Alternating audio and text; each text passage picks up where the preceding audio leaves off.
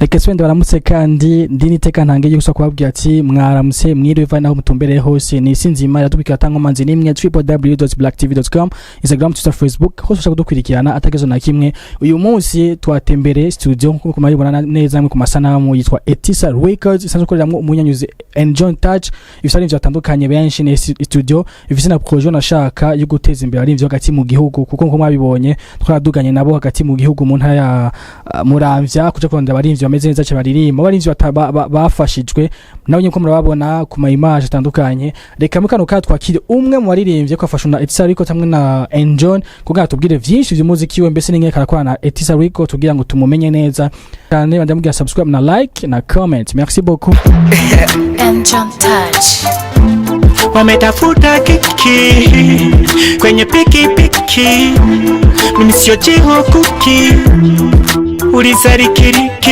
hii ni kiki kuwasha piki hii ni kiki kuwasha jiho kuki tusibaki kumatai twende na wakati sitopigana makiki wewe nk'umuririmbyi usanzwe utemba amasata atandukanye ndavyibaza waje kuririmba cyangwa waje gutemba bisanzwe ego niho nsanzwe nkorera n'ibikorwa byanje naje gukora tena nivyo naje gukora kabisa niwenze abaririmbyi kenshi barakunda gutema amastudio atandukanye navuga twaje gukora mugabo rimwe na musanga bigoye kuronka amastudio yo gukoreramo we nawe birakura cemeze gute je biranyorohera gose Etisa nawe mufitaniye ubucuti nyabaki Etisa na jewe Etisa iramfasha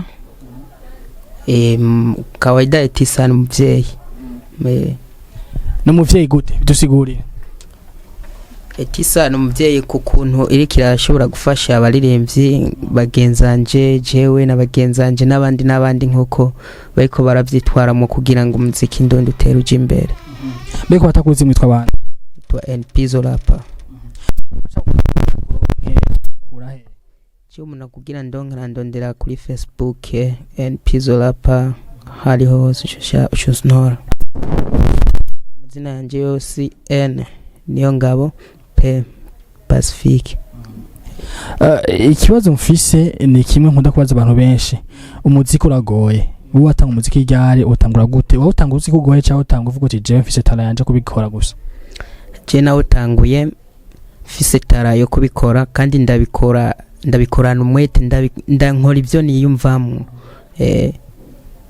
uko byo wimvamwo watanguye ryari tanguye umuziki 2015 niho ninjira muri studio cyana akigwa n'umuririmbyi jhon melodica ntiyari bwabe jhon touch icyo gihe umenga sindavyibuka hanyuma urabona kugira n'ubu niwe abandanya nkurikirana mu bikorwa byanje kugira ngo ngira aho shikanye umuziki ndondi ufise indirimbo zingana n'amavidanga fise indirimbo zishika kuri ni nyinshi ego amavideo ariko hari amavideo abiri kiki afunga ariko nibindi biriko biraza nivyishi urimba style ya hip hop wazi twakire mu rapper ndabizi twakire yeah so so hemisara gucika wanjanira nije ko kubera wanteye surprise ibisako cyane biragucika cyabeze twende kupigana makiki kwa kupigania kiti sio fresh kuchapana mamiti umenipiga kiki kama jeho kuki nikabaki na fikiri mbega jeho kuki sio vile kama zamu hivi kwenye hip hop napiga rap na pa kwenye beat na Tereza sinhamkera abana bambona bakagira ubwoba kukuntu ndapura ubu bantera mahera mwana jeshi wakujibanga kwenye rap yana mpaka tuna kazi za kufanya tafuta pesa bila pupa usinitafute usiku na mchana unajua mimi nachana na washa na tisha na jigamba I am new festa great uragira rap mujya wa hip hop urazi ikisigura hip hop ndazi ikisigura ari nayo mpamvu ndayikora tusigure hip hop n'umuryango wagutse dufate nka example novuga ko dufate example igiti ni hip hop urabona igiti kirika amashami hanyuma hip hop nkuko igiti gifise amashami no muri hip hop nuko na hip hop nuko. Hip hop iriko rap, iriko doggy trap, n'andi mastyle nkuko nyene. Kandi hip hop yatangujwe n'umunyafrika n'abanyafrika, igihe abazungu bahora baza gutora abanyafrika bakaja kubakoresha nabi wabo, babamenesha amabuye, babasize kamasheni. Rero boyo bariko barakora ipata rikorotse man, ntavyo kuduza by'ababirimo. Hanyuma abo byakunze bakavaho hantu bakabacika bakagaruka muri Afrika, nibo baciye baza rero bakomeza hip hop.